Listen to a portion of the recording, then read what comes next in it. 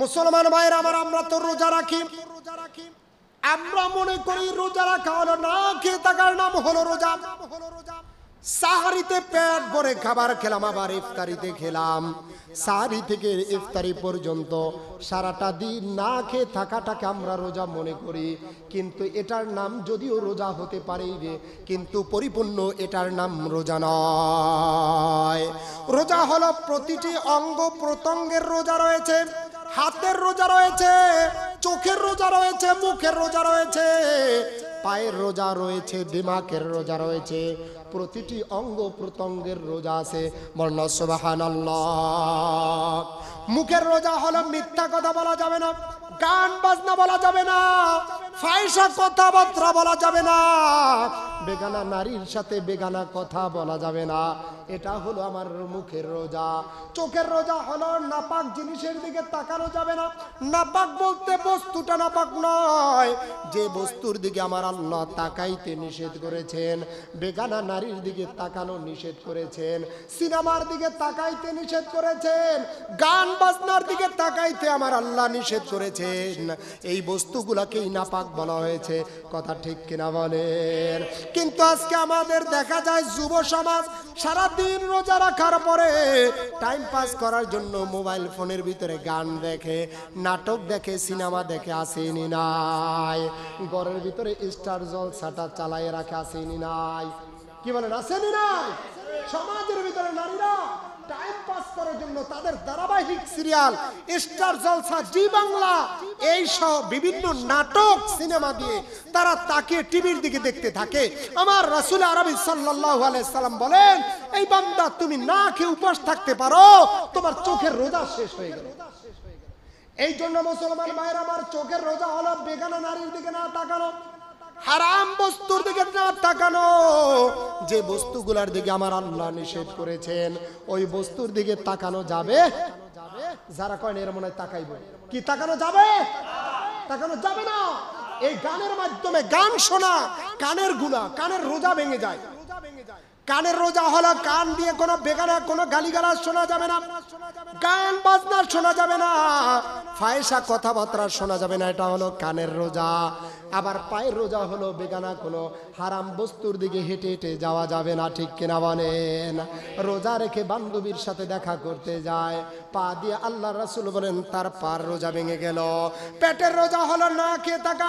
দিমাগের রোজা হলো এই দিমাগ দিয়ে কোনো খারাপ চিন্তা ফিকির করা যাবে, জোরবান করা যাবে। দিমাগের রোজা হলো এই দিমাগ দিয়ে কোনো খারাপ চিন্তা ফিকির করা যাবে না। রোজার দিনে এমন চিন্তা ফিকির করা যাবে না। যুবকেরা ডাব গাছ দিয়ে ডাব পারবো রাতের বেলা তারাবির পরে, আসেনি নাই? এখন আর নাই, এখন আর এগুলো উঠে গেছে। আগে ছিল, আগের রোজার দিনে ডাব চুরি, ফল চুরি, এগুলো খুব একটা আনন্দ ছিল। এখন আর চুরি করবে কি? মোবাইল নিয়ে ব্যস্ত। তারাবি শেষ তো মোবাইলে হয়ে গেছে, খেলাধুলাও শেষ। ঠিক কিনা বলেন? তাই বলে এগুলো সব ভালো আর মন্দ মিক্স করে চলতেছে।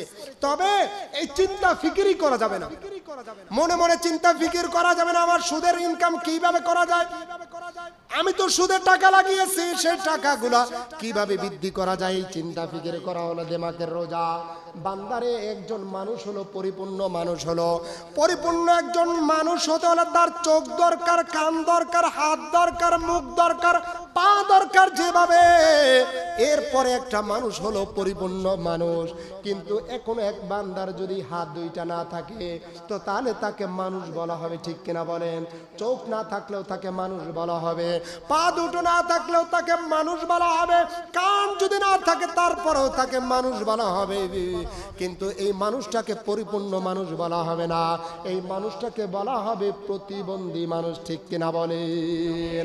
আর আমার আল্লাহ সুবহানাহু ওয়া তাআলা বলেন, রোজাদাররাও যদি কোনো রোজাদার সকাল থেকে সন্ধ্যা পর্যন্ত না খেয়ে থাকলো, নামাজ পড়লো না, ইবাদত বন্দেগি করলো না, গান বাজনার ভিতর নিমজ্জিত থাকলো, গুনার কাজগুলো করলো, ওই বান্দার রোজাটাও হলো প্রতিবন্ধী রোজা। ঠিক কিনা বলেন? আল্লাহ রাসূল সাল্লাল্লাহু আলাইহি সাল্লাম বলেন, আসিয়া আসসামু জুন্নাতুন, বলেন আল্লাহু আকবার। রোজা হলো ডাল স্বরূপ। কোন ব্যক্তি যদি রোজা রাখে এটাকে ডাল স্বরূপ বলা হয়েছে। যে ব্যক্তি রোজারা পালন করবে, রোজা রাখবে আল্লাহর জন্য, ওই ব্যক্তির ডাল হলো ফিরিয়ে দেবে জাহান্নামের আগুনকে ফিরাবে। বলেন সুবহানাল্লাহ। রোজা হলো ডাল স্বরূপ, ডাল বলা হয়েছে। ডালের মাধ্যমে যেরকম এখন আর নাই, ব্রাহ্মণবাড়িয়ার মানুষ চেনে ডাল কারে কয়? ডাল হলো সামনের দিকে ফিরানোর জন্য। কোন শত্রুদয়, কোন আসবাব যদি গুলি আসে, কোন আঘাত আসে, সেটাকে যার মাধ্যমে ফিরানো হয় এটাকে ডাল বলা হয়। আসসামু জুন্নাতুন বলা হয়েছে। রোজা হলো ডাল স্বরূপ। এই রোজার মাধ্যমে জাহান্নামের আগুনকে আল্লাহ ফিরিয়ে দেয়। বলনা সুবহানাল্লাহ। রোজাদারদের জন্য আল্লাহ সুবহানাহু ওয়া তাআলা বলেন, যে ব্যক্তি রোজা রাখবে এই রোজাদারদেরকে আল্লাহ সুবহানাহু ওয়া তাআলা জান্নাতের কয়েকটা দরজা রয়েছে, তার ভিতরে একটা দরজার নাম হলো রাইয়ান নামের একটা দরজা। এই দরজা দিয়ে কেবলমাত্র রোজাদাররাই প্রবেশ করবে। বলনা সুবহানাল্লাহ। আর যে বান্দা একবার এই জান্নাতের এই দরজা দিয়ে প্রবেশ করবে তার কোনোদিন পানির তৃষ্ণা লাগবে না। বলনা সুবহানাল্লাহ। কিয়ামতের ময়দানে বান্দার যখন অর্ধবিঘা দুপুরে সূর্যকে উঠিয়ে দেওয়া হবে, সূর্যকে এনে দেওয়া হবে, নিচে তামা হয়ে যাবে, মানুষগুলা পানির পিপাসায় ছটফট ছটফট করতে থাকবে, চিপড়াগুলো বের হয় নাভি পর্যন্ত ঝুলে যাবে, মানুষগুলা আফসোস করতে থাকবে, আফসোস করতে থাকবে। কষ্টের মাধ্যমে মালিককে বলবেন, আল্লাহ এই কষ্টের চেয়ে আপনি আমাদের বিচার করে আমাদেরকে প্রয়োজনে জাহান্নামে দেন। অর্থাৎ সে ধারণা করবে এই শাস্তির চেয়েও জাহান্নামের কষ্টটা হয়তো একটু কম হবে, এত বিরাট কষ্ট। পানির পিপাসায় ছটফট করতে থাকবে। আমার আপনার পয়গম্বর বলেন, যে বান্দা রোজা রাখবে ওই ব্যক্তির রায়্যান নামক দরজা দিয়ে জান্নাতে প্রবেশ করবে। আর জান্নাতে গেলে ওই দরজা দিয়ে যে একবার প্রবেশ করবে তার কোনোদিন পানির পিপাসা লাগবে না। বলনা সুবহানাল্লাহ। এই দরজা দিয়ে কে কে ঢুকতে রাজি আছে? আল্লাহু আকবার। হাত দুটো থেকে আল্লাহু আকবার। আল্লাহ কবুল করুন। মুসলমান ভাইরা আমার, আল্লাহ সুবহানাহু ওয়া তাআলা আপনার আমার জন্য পবিত্র রমজান মাসকে দান করলো রহমত হিসাবে, মাগফিরাত হিসাবে। এই রমজান মাসকে আল্লাহ সুবহানাহু ওয়া তাআলা বান্দাকে নাজাত দেওয়ার জন্য, বান্দার জিন্দেগীর গুনাহগুলো ক্ষমা করার জন্য পাঠিয়েছেন। বলনা সুবহানাল্লাহ। এই রমজান মাস ত্যাগের মাস, এই রমজান মাস ভোগের মাস নয়, ঠিক কিনা বলেন? এই মাস ভোগ করার মাস নয়, কিন্তু এই মাসটাকে কিছু মানুষ তারা ভোগের জন্য বানিয়ে নিয়েছে। বাংলাদেশের ভিতরে এখন কিছু প্রথম 10 দিন হলো কিছু একটা ভিডিওর ভিতর দেখলাম, লোকটা কথাটা বলেছে, সঠিকই বলেছে। বাংলাদেশে কিছু মানুষের প্রথম 10 দিন হলো ফল ব্যবসায়ীদের জন্য। ফলের দাম আকাশচুম্বী, তরমুজ এখন অনেক দাম, সব পণ্যের এখন দাম অনেক বেশি, ঠিক কিনা বলেন? 10 দিন, তারপরে 10 দিন হলো কাপড় ব্যবসায়ীদের জন্য। দ্বিতীয় 10 দিন দেখবেন কাপড় ব্যবসায়ীরা এখন শুধু বিক্রি আর বিক্রি ব্যবসা করবে। আর শেষের 10 দিন হলো পরিবহন ব্যবসায়ীদের জন্য। সেটা হলো গাড়ির ড্রাইভাররা দেখবেন দ্বিগুণ ভাড়া করে তারা সিন্ডিকেট করে, আসেনি নাই কি বলেন? কিন্তু মহান আল্লাহ সুবহানাহু ওয়া তাআলা এই পবিত্র রমজান মাসকে দিয়েছিলেন আপনার আমার জন্য, ত্যাগ করার জন্য। কিন্তু এই রমজান মাসকে আমরা বানাইছি ভোগের জন্য, ঠিক কিনা? কিন্তু বান্দা যদি এই মাসে ত্যাগ করবে কিভাবে? আল্লাহ সুবহানাহু ওয়া তাআলা 11টি মাস আপনার আমার জন্য দান করেছেন, ইনকাম করেছি। আজকে এই একটি মাস আমরা ইনকাম থেকে বিরত থেকে আমরা ইবাদতের দিকে কাটাবো। বলনা সুবহানাল্লাহ। সৌদি আরব সহ বিভিন্ন জায়গায় আমি ইতিপূর্বে বলেছিলাম, তারা মেগা সব সুপার শপে মেগা অফার দিয়েছে, সব পণ্যের দাম কমিয়ে দিয়েছে। আর আমার বাংলাদেশের ভিতরে এই রমজান আসলে সব দ্রব্যের দাম বাড়ে। চিল্লা বলেন, ঠিক কিনা বলেন? লেবুর হালি এখন 80 টাকা, 50 টাকা। কেন কি বলে? গাছে কি বন্ধ করে দিয়েছে রমজান উপলক্ষে? বেগুনের দাম বেড়ে যায়, চিনির দাম বেড়ে যায়, তেলের দাম বেড়ে যায়। এটা একটি সিন্ডিকেট। চিল্লা বলেন, ঠিক কিনা বলেন? কিন্তু যে জাতি রোজাদারদেরকে কষ্ট দিবে, ওই জাতি হাজার আল্লাহর কাছে ইবাদত করলেও, তাহাজ্জুদ নামাজ পড়েও যদি ইবাদত করে, আমার আল্লাহর রহমত ওই জাতির জন্য কখনোই আসতে পারে না, ঠিক কিনা বলেন? ওই জাতির জন্য কখনোই রহমত আসবে না। যতদিন পর্যন্ত এই বাঙালি তারা তাদের রমজানে রোজাদারদের উপর ইহসান না করবে, রোজাদারদের উপর জুলুম করবে, এই বাঙালির উপর কখনোই শান্তি শৃঙ্খলা আসতে পারে না। চিল্লে বলেন ঠিক কিনা বলেন। আরব কান্ট্রিগুলো তাকিয়ে দেখেন, যে আরব ছিল মরুভূমি, যেখানে ফসল ফলাইতো না, ফসল হতো না, অথচ সেই আরবের দিকে তাকায় দেখেন ফল ফলাদির কোনো কিছুর কমতি নাই। চিল্লে বলেন ঠিক কিনা বলেন। যেটা বাঙালিরা খাইতে পারে না সেই ফলগুলো তাদের ওখানে পাওয়া যায়। কারণ আরবের ভিতরে এখন দেখবেন এই রমজান মাসে কাবার চত্বরে মদিনার মরুর প্রান্তরে তাকায় দেখবেন হাজী সাহেবদেরকে ইফতারি করানোর জন্য বিভিন্ন কোম্পানি তারা খিমা গেড়ে বসে আছে, পানি নিয়ে দৌড়াচ্ছে, পানি, খেজুর, খুরমা, আপেল, মালটা নিয়ে হাজীদেরকে বলছে, এ হাজী নাও, আমারটা নাও, আমারটা খান, আপনারটা খান, কে কারটা খায়? চিল্লাবেন আল্লাহু আকবার। মুসলমান ভাইয়ের আমার, রোজাদারদের উপরে ইহসান করার কারণে আল্লাহ সুবহানাহু ওয়া তাআলা কাবার চত্বরে নয় মক্কা মদিনার ভিতরে এতটাই বরকত দিয়েছেন, তাদের জন্য নিচ থেকে তেলের খনি, স্বর্ণের খনি আল্লাহ বের করে দেন। বর্ণনা সুবহানাল্লাহ। এই জন্য বাংলাদেশে যদি আমরা রহমত আনতে চাই, আমাদের পরিবারের উপরে যদি রহমত আনতে চাই, আমাদের ঘরে ইনকামে যদি বরকত আনতে চাই, আমাদের ফ্যামিলিগতভাবে যদি শান্তি আর শৃঙ্খলা ফিরে আনতে চাই, আমাদের এই রমজান মাসে একটি কাজ করতে হবে, সেটা হলো রোজাদারদেরকে ইফতারির ব্যবস্থা করতে হবে। ঠিক কিনা বলেন? রোজাদারদের উপর ইহসান করতে হবে। এই রোজাদার যদি একজন রিক্সা চালক হয়, তার উপর আমার ইহসান করাটা আমার জন্য জরুরি। একজন রোজাদার যদি বাড়ির কাজের লোক হয়, তার জন্য আমি স্যাক্রিফাইস করতে হবে। এখন তো আমরা রোজাদারদেরকে উপরে কোনো ইহসান আর দয়া নেই। মা বোনেরা সারা দিন রোজা রেখেছে, রোজা রাখার পরে ইফতারিতে এত আইটেম তৈরির ব্যাপারে আমরা তাদেরকে চাপ প্রয়োগ করি, এই রোজা রেখে সে ইফতারির সময়টুকু পায় না। আসেনি নাকি বলেন? কিন্তু নয়, তাদের উপরে দয়া করতে হবে, তাদের কাজে, মা বোনদের স্ত্রীর কাজে আমাদের হেল্প করতে হবে, যত সহযোগিতা করা যায়। ভোগের জন্য নয়, ত্যাগের জন্যই রমজানকে আল্লাহ পাঠিয়েছেন। মানে সুবহানাল্লাহ।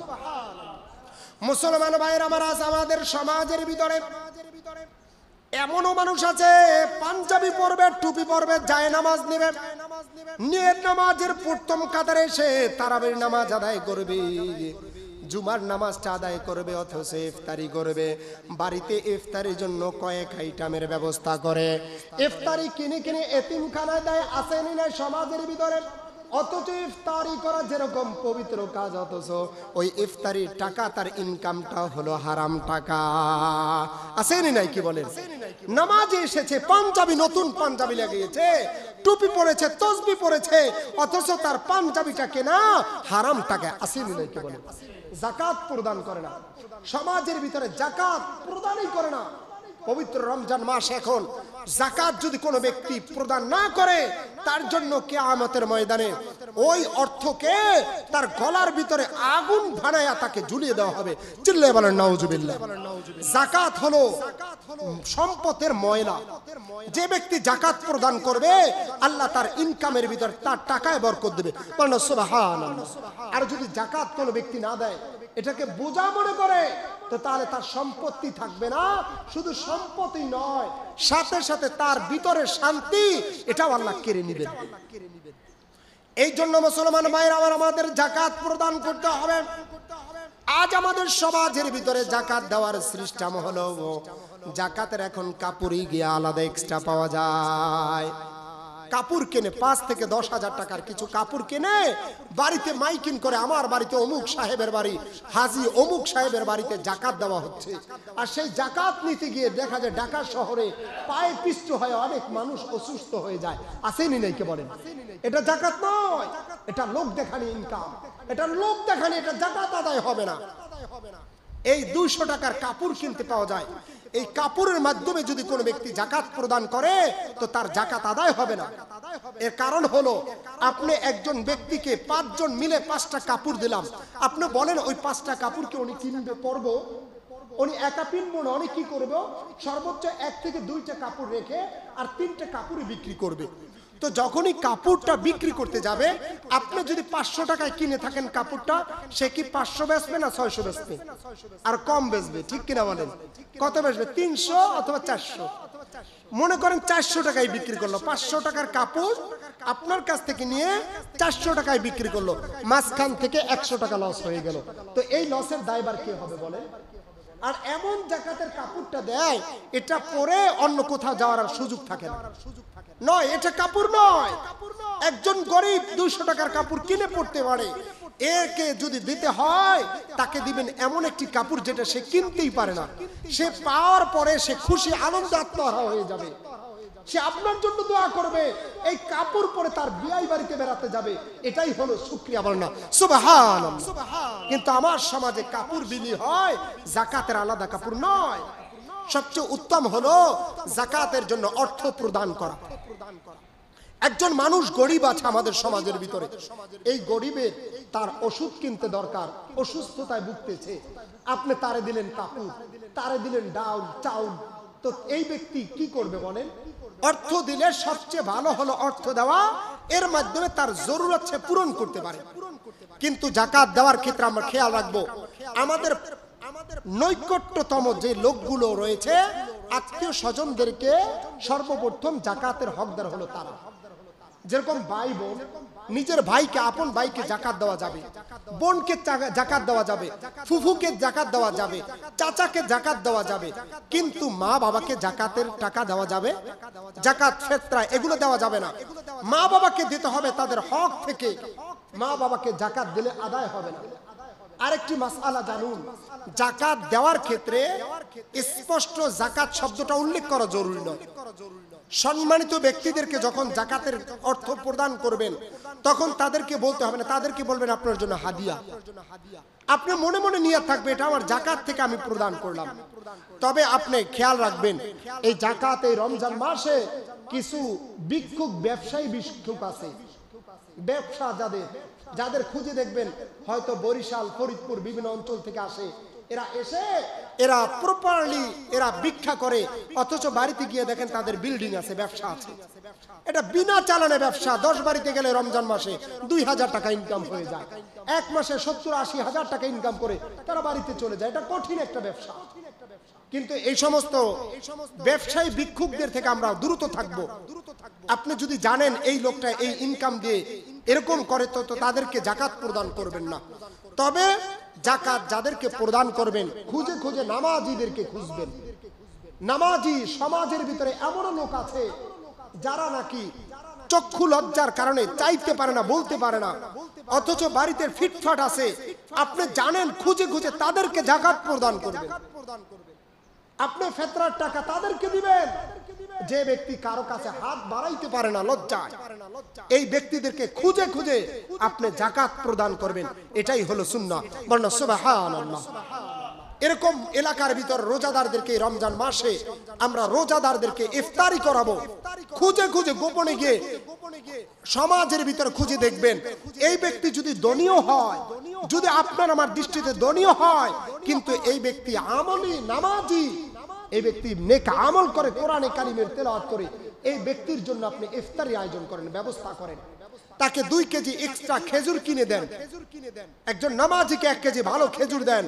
আরেকটি বিষয় খেয়াল রাখবেন, ইফতারিতে সর্বপ্রথম খেজুর খাওয়া, এটা হচ্ছে সুন্নাহ। বলুন সুবহানাল্লাহ। খেজুর দ্বারা ইফতারি করা যদি সম্ভব হয়, সাহারিতে শেষের দিকে 2টা খেজুর খাবেন, এটা রাসূল আরবি সাল্লাল্লাহু আলাইহি সাল্লামের সুন্নাহ। এজন্য আপনি যদি পারেন 1 কেজি খেজুর কিনে রেখে দেন, একজন নামাজি ব্যক্তিকে দিয়ে দেন, উনি ব্যক্তি ইফতারি পরে সাহারিতে খাবে। আপনার আমলনামায় যিনি নেকি দিবেন তিনি কে? জোরে বলেন কে? এই জন্য আমরা রমজান মাসে বেশি বেশি ইবাদত করব তো ইনশাআল্লাহ। মুসলমান ভাইরা আমার, আমরা তো রোজা রাখি। আমরা মনে করি রোজা রাখা হলো না খেয়ে থাকার নাম হলো রোজা। সাহারিতে পেট ভরে খাবার খেলাম, আবার ইফতারিতে খেলাম। সাহারি থেকে ইফতারি পর্যন্ত সারাটা দিন না খেয়ে থাকাটাকে আমরা রোজা মনে করি। কিন্তু এটার নাম যদিও রোজা হতে পারে, কিন্তু পরিপূর্ণ এটার নাম রোজা নয়। রোজা হলো প্রতিটি অঙ্গ প্রত্যঙ্গের রোজা রয়েছে, হাতের রোজা রয়েছে, চোখের রোজা রয়েছে, মুখের রোজা রয়েছে, পায়ের রোজা রয়েছে, দিমাগের রোজা রয়েছে, প্রতিটি অঙ্গ প্রত্যঙ্গের রোজা আছে। বলনা সুবহানাল্লাহ। মুখের রোজা হলো মিথ্যা কথা বলা যাবে না, গান বাজনা বলা যাবে না, ফাহিশা কথাবার্তা বলা যাবে না, বেগানা নারীর সাথে বেগানা কথা বলা যাবে না। এটা হলো আমার মুখের রোজা। চোখের রোজা হলো নাপাক জিনিসের দিকে তাকানো যাবে না। নাপাক বলতে বস্তুটা নাপাক নয়, যে বস্তুর দিকে আমার আল্লাহ তাকাইতে নিষেধ করেছেন, বেগানা নারীর দিকে তাকানো নিষেধ করেছেন, সিনেমার দিকে তাকাইতে নিষেধ করেছেন, গান বাজনার দিকে তাকাইতে আমার আল্লাহ নিষেধ করেছেন। এই বস্তুগুলাকেই নাপাক বলা হয়েছে। কথা ঠিক কিনা বলেন? কিন্তু আজকে আমাদের দেখা যায় যুব সমাজ সারাদিন রোজা রাখার পরে টাইম পাস করার জন্য মোবাইল ফোনের ভিতরে গান দেখে, নাটক দেখে, সিনেমা দেখে, আসেনি নাই? ঘরের ভিতরে স্টার জলসাটা চালায় রাখে, আসেনি নাই? কি বলেন, আসেনি নাই? সমাজের ভিতরে নারীরা টাইম পাস করার জন্য তাদের ধারাবাহিক সিরিয়াল, স্টার জলসা, জি বাংলা, এই সব বিভিন্ন নাটক সিনেমা দিয়ে তারা তাকে টিভির দিকে দেখতে থাকে। আমার রাসূল আরবি সাল্লাল্লাহু আলাইহি সাল্লাম বলেন, এই বান্দা তুমি না খেয়ে উপবাস থাকতে পারো, তোমার চোখের রোজা শেষ হয়ে গেল। এই জন্য মুসলমান ভাইরা আমার, চোখের রোজা হলো বেগানা নারীর দিকে না তাকানো, হারাম বস্তুর দিকে না তাকানো। যে বস্তুগুলোর দিকে আমার আল্লাহ নিষেধ করেছেন ওই বস্তুর দিকে তাকানো যাবে। যারা কয় এর মনে হয় তাকাইব, কি তাকানো যাবে? তাকানো যাবে না। এই গানের মাধ্যমে গান শোনা কানের গুনাহ, কানের রোজা ভেঙে যায়। কানের রোজা হলো কান দিয়ে কোনো বেগানা কোনো গালিগালাজ শোনা যাবে না, গান বাজনা শোনা যাবে না, ফাহিশা কথাবার্তা শোনা যাবে না। এটা হলো কানের রোজা। আবার পায়ের রোজা হলো বেগানা কোনো হারাম বস্তুর দিকে হেঁটে হেঁটে যাওয়া যাবে না। ঠিক কিনা বলেন? রোজা রেখে বান্ধবীর সাথে দেখা করতে যায়, পা দিয়ে আল্লাহ রাসূল বলেন তার পার রোজা ভেঙে গেল। পেটের রোজা হলো না খেয়ে থাকা। দিমাগের রোজা হলো এই দিমাগ দিয়ে কোনো খারাপ চিন্তা ফিকির করা যাবে, জোরবেল করা যাবে। দিমাগের রোজা হলো এই দিমাগ দিয়ে কোনো খারাপ চিন্তা ফিকির করা যাবে না। রোজার দিনে এমন চিন্তা ফিকির করা যাবে না। যুবকেরা ডাব গাছ দিয়ে ডাব পারবো রাতের বেলা তারাবির পরে, আসেনি নাই? এখন আর নাই, এখন আর এগুলো উঠে গেছে। আগে ছিল, আগের রোজার দিনে ডাব চুরি, ফল চুরি, এগুলো খুব একটা আনন্দ ছিল। এখন আর চুরি করবে কি? মোবাইল নিয়ে ব্যস্ত। তারাবি শেষ তো মোবাইলে হয়ে গেছে, খেলাধুলাও শেষ। ঠিক কিনা বলেন? তাই বলে এগুলো সব ভালো আর মন্দ মিক্স করে চলতেছে। তবে এই চিন্তা ফিকিরই করা যাবে না, মনে মনে চিন্তা ফিকির করা যাবে না। আমার সুদের ইনকাম কিভাবে করা যায়, আমি তো সুদের টাকা লাগিয়েছি, সেই টাকাগুলা কিভাবে বৃদ্ধি করা যায়, এই চিন্তা ফিকির করা হলো দিমাগের রোজা। বান্দারে একজন মানুষ হলো পরিপূর্ণ মানুষ হলো, পরিপূর্ণ একজন মানুষ হতে হলে তার চোখ দরকার, কান দরকার, হাত দরকার, মুখ দরকার, পা দরকার যেভাবে। এরপরে একটা মানুষ হলো পরিপূর্ণ মানুষ। কিন্তু এখন এক বান্দার যদি হাত দুইটা না থাকে তো তাহলে তাকে মানুষ বলা হবে। ঠিক কিনা বলেন? চোখ না থাকলেও তাকে মানুষ বলা হবে, পা দুটো না থাকলেও তাকে মানুষ বলা হবে, কান যদি না থাকে তারপরেও তাকে মানুষ বলা হবে। কিন্তু এই মানুষটাকে পরিপূর্ণ মানুষ বলা হবে না, এই মানুষটাকে বলা হবে প্রতিবন্ধী মানুষ। ঠিক কিনা বলেন? আর আমার আল্লাহ সুবহানাহু ওয়া তাআলা বলেন, রোজাদাররাও যদি কোনো রোজাদার সকাল থেকে সন্ধ্যা পর্যন্ত না খেয়ে থাকলো, নামাজ পড়লো না, ইবাদত বন্দেগী করলো না, গান বাজনার ভিতর নিমজ্জিত থাকলো, গুনার কাজগুলো করলো, ওই বান্দার রোজাটাও হলো প্রতিবন্ধী রোজা। ঠিক কিনা বলেন? আল্লাহ রাসূল সাল্লাল্লাহু আলাইহি সাল্লাম বলেন, আসিয়ামু জান্নাতুন। বলেন আল্লাহু আকবার। রোজা হলো ডাল স্বরূপ। কোন ব্যক্তি যদি রোজা রাখে এটাকে ডাল স্বরূপ বলা হয়েছে। যে ব্যক্তি রোজারা পালন করবে, রোজা রাখবে আল্লাহর জন্য, ওই ব্যক্তির ডাল হলো ফিরিয়ে দেবে জাহান্নামের আগুনকে ফিরাবে। বলনা সুবহানাল্লাহ। রোজা হলো ডাল স্বরূপ, ডাল বলা হয়েছে। ডালের মাধ্যমে যেরকম এখন আর নাই, ব্রাহ্মণবাড়িয়ার মানুষ ডাল কারে কয়? ডাল হলো সামনের দিকে ফিরানোর জন্য, কোনো শত্রুদয়, কোনো আসবাব যদি গুলি আসে, কোনো আঘাত আসে, সেটাকে যার মাধ্যমে ফিরানো হয় এটাকে ডাল বলা হয়। আস-সাওমু জুন্নাতুন বলা হয়েছে, রোজা হলো ডাল স্বরূপ। এই রোজার মাধ্যমে জাহান্নামের আগুনকে আল্লাহ ফিরে দেয়। বলনা সুবহানাল্লাহ। রোজাদারদের জন্য আল্লাহ সুবহানাহু ওয়া তাআলা বলেন, যে ব্যক্তি রোজা রাখবে এই রোজাদারদেরকে আল্লাহ সুবহানাহু ওয়া তাআলা জান্নাতের কয়েকটা দরজা রয়েছে, তার ভিতরে একটা দরজার নাম হলো রাইয়ান নামের একটা দরজা। এই দরজা দিয়ে কেবলমাত্র রোজাদাররাই প্রবেশ করবে। বলনা সুবহানাল্লাহ। আর যে বান্দা একবার এই জান্নাতের এই দরজা দিয়ে প্রবেশ করবে তার কোনোদিন পানির তৃষ্ণা লাগবে না। বলনা সুবহানাল্লাহ। কিয়ামতের ময়দানে বান্দার যখন অর্ধবিঘাত উপরে সূর্যকে উঠিয়ে দেওয়া হবে, সূর্যকে এনে দেওয়া হবে, নিচে তামা হয়ে যাবে, মানুষগুলা পানির পিপাসায় ছটফট ছটফট করতে থাকবে, চিপড়াগুলো বের হয় নাভি পর্যন্ত ঝুলে যাবে, মানুষগুলা আফসোস করতে থাকবে, আফসোস করতে থাকবে। কষ্টের মাধ্যমে মালিককে বলবেন, আল্লাহ এই কষ্টের চেয়ে আপনি আমাদের বিচার করে আমাদেরকে প্রয়োজনে জাহান্নামে দেন। অর্থাৎ সে ধারণা করবে এই শাস্তির চেয়েও জাহান্নামের কষ্টটা হয়তো একটু কম হবে, এত বিরাট কষ্ট। পানির পিপাসায় ছটফট করতে থাকবে। আমার আপনার পয়গম্বর বলেন, যে বান্দা রোজা রাখবে ওই ব্যক্তিরা রায়্যান নামক দরজা দিয়ে জান্নাতে প্রবেশ করবে। আর জান্নাতে গেলে ওই দরজা দিয়ে যে একবার প্রবেশ করবে তার কোনোদিন পানির পিপাসা লাগবে না। বলনা সুবহানাল্লাহ। এই দরজা দিয়ে কে কে ঢুকতে রাজি আছে? আল্লাহু আকবার। হাত দুটো থেকে আল্লাহু আকবার। আল্লাহ কবুল করুক সবাই, আমিন। এই জন্য রোজা রাখবেন তো ইনশাআল্লাহ, রোজা রাখবেন তো ইনশাআল্লাহ। আল্লাহ সুবহানাহু ওয়া তাআলা হাদিসে কুরসির ভিতর বলেন, যে বান্দা সাওমুলি ওয়া আনা আজজিবি, বান্দা যে বান্দা রোজা রাখবে আমি আল্লাহর জন্য, আর এর রোজাদারের ফলাফল আমি আল্লাহ নিজেই দিয়ে দেব। বলনা সুবহানাল্লাহ। আস-সাওমুলি ওয়া আনা আজজিবি, রোজা বান্দা রাখছে আমার জন্য আর এর ফলাফল আমি আল্লাহ নিজেই হয়ে যাব। বলনা সুবহানাল্লাহ। জান্নাত আর জাহান্নাম দিয়ে কি করব?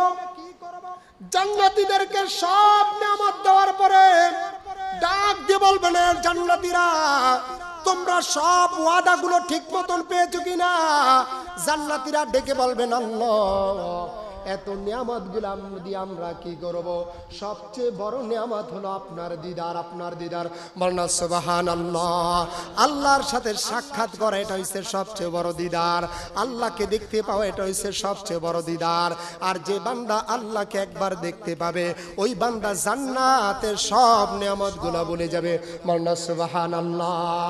জান্নাতীদের সামনে আল্লাহ সুবহানাহু ওয়া তাআলা সরাসরি নিজে যখন দেখা দিবেন বান্দাগুলো আনন্দে আত্মহারা হয়ে যাবেন আর ডাক দিয়ে বলবেন, মালিক এত জান্নাতের নাজ নিয়ামত, হুর পরি গিলমান, এত সুস্বাদু খাবার সব কিছু আমার বৃথা হয়ে গেল রে আল্লাহ, আপনার দিদারটা আমার জন্য সৌভাগ্যের হয়ে গেল। বলনা সুবহানাল্লাহ। সেই আল্লাহ ঘোষণা দিয়ে দিয়েছেন, যে বান্দা আমার জন্য রোজা রাখবে আমি আল্লাহ ওই বান্দার হয়ে যাব। বলনা সুবহানাল্লাহ। একজন বাচ্চা তার 4 জন স্ত্রী, কয়জন বলেন? 4 জন স্ত্রীকে ডাক দিয়ে বলতেছেন, এ আমার স্ত্রীরা আজকে তোমাদের জন্য একটা অফার হলো, রাজ অলংকার, হীরা গহনা জহনা সব কিছু ভরপুর রয়েছে। এ আমার 4 স্ত্রী শোনো, তোমাদের জন্য আমি একটা অফার প্রদান করলাম। কয় কি অফার বলেন? কয় আজকে সকালবেলা এই মুহূর্তে তোমরা যেটা যে আসবাবটাকে ধরবা তাকে ওই আসবাবের সে মালিক হইয়া যাইবা। যে যেটা ধরবা আগামীকালকে অফারটা আজকে তোমরা ভেবে দেখো কে কোন আসবাবটা ধরবা। 4 স্ত্রী ঘরের ভিতরে চলে গেল, একজন সবাই খুঁজতে লাগলো এই রাজপুরুষদের ভিতরে সবচেয়ে দামি বস্তু কোনটা, সেইটাকে আমি তাড়াতাড়ি ধরবো। প্ল্যান পরিকল্পনা শেষ হয়ে গেল।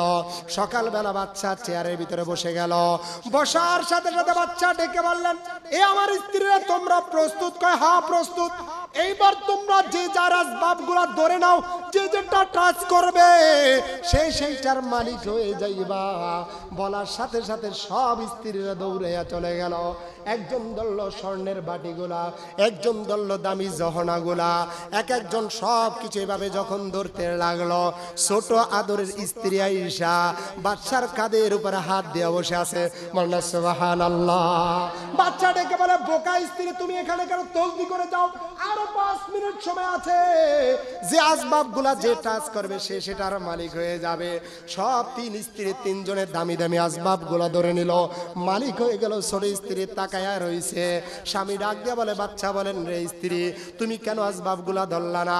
কয়, স্বামী আমার আপনি জানেন এই 4 জনের ভিতরে সবচেয়ে আমি বড় ভাগ্যবান হয়ে গেলাম, সবার চেয়ে দামি বস্তুটা আমি পাইয়া গেলাম। বলনা সুবহানাল্লাহ। বলে, কি তুমি আসবাবটা পাইয়া গেলা? কয়, বাচ্চারে আমি আপনাকে ধরছি, আমি এখন আপনাকেই চাই। বলনা সুবহানাল্লাহ। তো বাচ্চা যদি আমার হয়ে যায়, বাচ্চার আন্ডারে যা কিছু আছে সব কিছু আমার। বল আল্লাহু আকবার। এ মুসলমান ভাইরা রে আমার, আজ যদি বাচ্চা যদি মালিকের স্ত্রীর হয়ে যায়, বাচ্চার যা কিছু আছে সব কিছুর মালিক হয়ে যায়। আর আল্লাহ যদি আপনার আমার হইয়া যায় রে বান্দা, একটা বার যদি আল্লাহকে আপনার আমার করে নিতে পারো রে বান্দা, আল্লাহ বলেন দুনিয়ার আসমান আমার, জমিন আমার, গাছ আমার, পশু পাখি আমার, টাকা আমার, স্বর্ণ আমার, দুনিয়ার ভিতরে যত আসবাব আছে সব কিছুর মালিক কে? আসতে পারেন কেন? সব কিছুর মালিক কে? সব কিছুর মালিক আল্লাহ। সেই আল্লাহ ডেকে বলেন, রে বান্দা আমি আল্লাহর যদি কোনো বান্দা হয়ে যায়, ওই বান্দার জন্য সব দুনিয়ার মাখলুক হয়ে যায়। বলনা সুবহানাল্লাহ। এই জন্যই তো দেখবেন আসবাব দেখবেন, বড় বড় বুজুর্গদের কেরামতি দেখবেন, বড় বড় বুজুর্গদের জন্য 7 ভাগ পর্যন্ত তাদের কেরামতি করণ করে, ঠিক কিনা বলেন? বড় বড় বুজুর্গদের কাছে বাঘ সে সিলিন্ডার হয়ে যায়, কারণ তারা সব দুনিয়ার মাখলুক তারা হয়ে যায়। এই জন্য দোস্ত বুজুর্গ মা বোনেরা, পবিত্র রমজান মাস আসছে। এই রমজান মাসে আল্লাহকে নিজের করে নেওয়ার একটা মাধ্যম হলো রোজা। কোন বান্দা যদি রোজা রাখতে পারো, আমার আল্লাহ ঘোষণা দিয়ে দিয়েছেন, আস-সাওমুলি ওয়া আনা আজজি বি। এ বান্দা, যে বান্দা আমি আল্লাহর জন্য রোজা রাখবে, সেই বান্দা আমি আল্লাহ সেই বান্দার হয়ে যাব। বলনা সুবহানাল্লাহ। আল্লাহ সুবহানাহু ওয়া তাআলা ঘোষণা দেন, বান্দা যখন রোজা রাখে, ওই রোজাদারদের ইফতারির পূর্ব মুহূর্তে দেখবেন মুখ থেকে একটা দুর্গন্ধ আসে। আমার আল্লাহ বলেন এই গন্ধটা মিশক আম্বরের চেয়ে আমার কাছে দামি। বলনা সুবহানাল্লাহ। এই গন্ধ আল্লাহর কাছে মিশক আম্বরের চেয়েও দামি। বলনা সুবহানাল্লাহ। এই জন্য মুসলমান ভাইরা আমার, আল্লাহ সুবহানাহু ওয়া তাআলা প্রতিটা ইবাদতের ক্ষেত্রে বলেছেন, নামাজ পড়বা তোমাকে এতটুকু নেকি দেব, তুমি যাকাত প্রদান করবা, যাকাতের বিনিময়ে এতটুকু আমি তোমাকে দিয়ে দেব, তুমি নেক আমল করবা, নেক আমলের ফলাফল আমি আল্লাহ তোমাকে এতটুকু দিয়ে দিব রে বান্দা। কিন্তু রোজার ক্ষেত্রে আল্লাহ এইগুলি ডিক্লারটি দেন নাই। রোজার ক্ষেত্রে বলেছেন, বান্দারে যে বান্দা আমার জন্য রোজা রাখবে, আমি আল্লাহ তার জন্য হয়ে যাব। এর একমাত্র কারণ হলো রোজাটা একমাত্র আল্লাহর সন্তুষ্টির জন্য করা হয়, ঠিক কিনা বলেন? নামাজ হতে পারে আজকে আমার বিয়ে আসছে, মাগরিবের নামাজ যদি আমি আদায় না করি, মানুষ আমাকে কি বলবে? জুমার নামাজে যদি আজকে না যাই, রমজান মাস আমি জুমার নামাজে না গেলে মানুষগুলা কি বলবে? এই ভয়ে মানুষগুলা আসতে পারে নামাজের দিকে। যাকাত যদি আমি এত কোটি টাকার মালিক হলাম, যদি আমি যাকাত প্রদান না করি, মানুষ আমাকে কি বলবে? এই ভয়ে আপনি যাকাত দিতে পারেন। এইভাবে অন্য অনেক আমলগুলা করা যেতে পারে, কিন্তু বান্দারে রোজা কোনোদিন মানুষকে দেখানোর জন্য হয় না। চিল্লা বলেন ঠিক কিনা? রোজা শুধুমাত্র আল্লাহর জন্য হয়। কারণ বান্দারে আজকে ইমাম সাহেবের পার্সোনাল রুমের ভিতরে ইমাম সাহেব যদি খাবার খায়, কেউ দেখবে না, কি বলেন? কেউ দেখবে না। এভাবে প্রতিটি মানুষের ব্যবস্থা রয়েছে। কেউ যদি অজু করতে গিয়ে পানি পান করে, তাকে কেউ দেখবে না। ডুব দিয়ে যদি পানি পান করে, খাবার নিয়ে যদি চকের দিকে চলে যায়, একা একা খাবে, কিন্তু কেউ দেখবে না। কিন্তু যিনি দেখবেন তিনি কে? যারা বলেন কে? এ বান্দা, বান্দার যখন পানির পিপাসায় ছটফট করে বান্দা, কিন্তু বান্দা খাইতেছে না একমাত্র আল্লাহর আদেশের জন্য। এই জন্য মুসলমান ভাইরা আমার, রমজান মাসে দোয়া কবুলিয়াতের মাস, তবে এর ভিতরে সবচেয়ে উত্তম সময়টা হলো ইফতারির সময়। কোন সময় বলেন? ইফতারির সময়, দোয়া কবুলিয়াতের সময়। অথচ আমরা এই সময়টাকে কাজের ব্যস্ততায় কাটাই।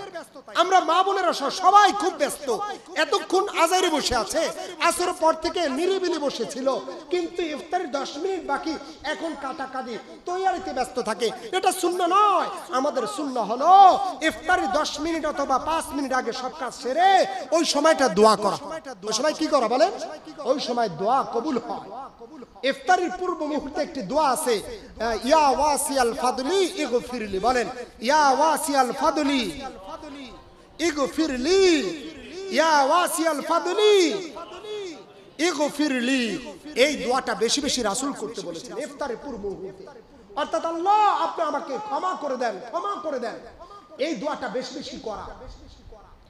মুসলমান ভাইরা আমার, ইফতারের পূর্ব মুহূর্তে দোয়া কবুলিয়তের সময় আমরা আমাদের মা বোনদেরকে এতটাই চাপ দেই, ইফতারের আয়োজন নিয়ে এতটা ব্যস্ততায় বজায় রাখি, 8 আইটেম 10 আইটেম এভাবে ইফতারি করতে থাকে।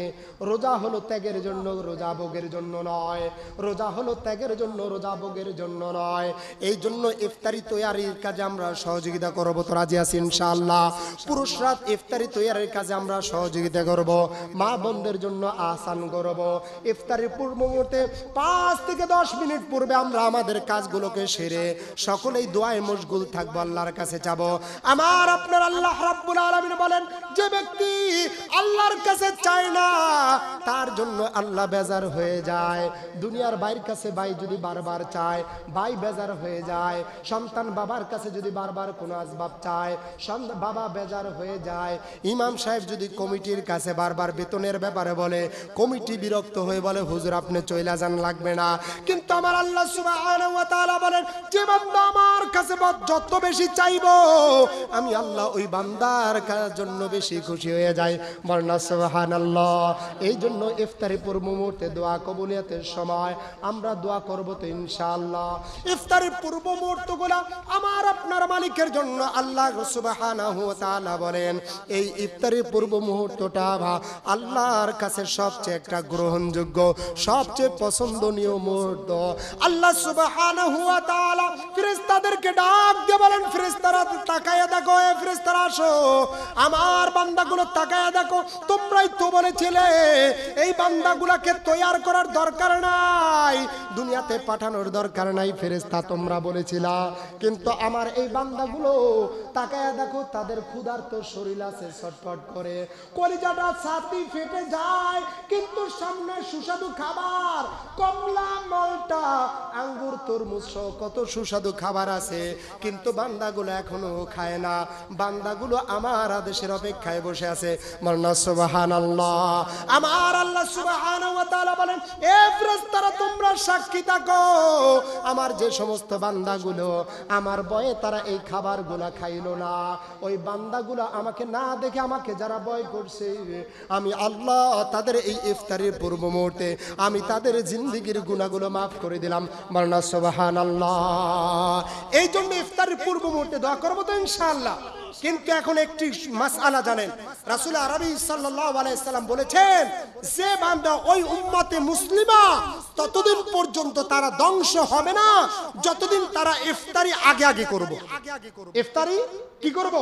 আগে আগে করব। ইফতারি টাইম হয়েছে সাথে সাথে ইফতারি করে, এটা সুন্নাহ। ইহুদিরা ইফতারি দেরি করে করে, কিন্তু আমাদের সমাজের ভিতরে আমরা অনেকেই বসে থাকি আজানের অপেক্ষায়। আমাদের মসজিদে আজান, আবার অনেক দেখবেন পরিবার মহিলারা আজান শেষ না হলে ইফতারি করে না। এই জন্য যারা মুয়াজ্জিন আছেন, বিশেষ করে মুয়াজ্জিনরা আগে ইফতারি করবেন, তারপর আজান দিবেন। ইফতারি টাইম হবে স্যাটেলাইটের মাধ্যমে, সঠিক টাইম যদি আপনি জানতে পারেন ওই মুহূর্তে আপনি ইফতারি করবেন। আপনি চাইলে ইফতারি 2 মিনিট দেরি, সতর্কতা না, এটা নিষেধ। ইহুদিরা দেরি করে। এই জন্য আমরা দেখতে পেয়েছি বিভিন্ন সময় এবং ইদানিং আমাদের ক্যালেন্ডার গুলোতে টাইমের একটু নির্ণয় রয়েছে।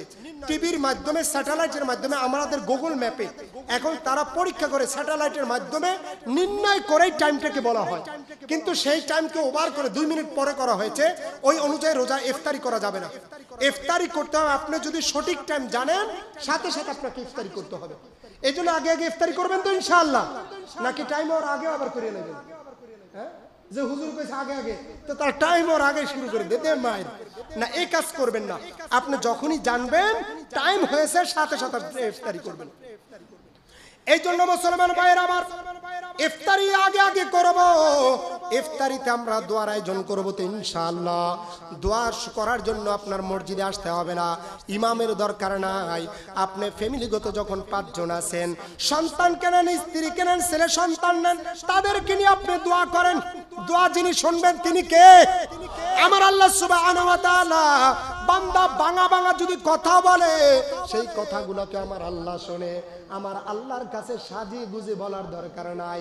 আপনি কিছুই জানেন না, আপনি আপনার ভাষায় আপনি আল্লাহর কাছে বলেন, আল্লাহ আমাকে মাফ করে দেন, আল্লাহ আমার এইটা জরুরত আপনি দেন। আমার আল্লাহ শুনবেন কি শুনবেন না? এই জন্য পরিবার নিয়ে প্রতিদিন দোয়া করবেন তো ইনশাআল্লাহ। এখন তাই বলে আবার ইমামদেরকে ঠকাইয়েন না। ইমাম সাহেবরা রমজানে একটা আশায় থাকে, তারাও আছে, তাদের দিকেও খেয়াল রাখেন। মাঝে মধ্যে দাওয়াত দিয়ে হাদিয়া দেন, দেবেন তো ইনশাআল্লাহ? কি কেউ কইলো না কেন, নাকি দেওয়া লাগবে? আর না দেন ইনশাআল্লাহ, সান্ত্বনা দেন, দেবেন তো ইনশাআল্লাহ?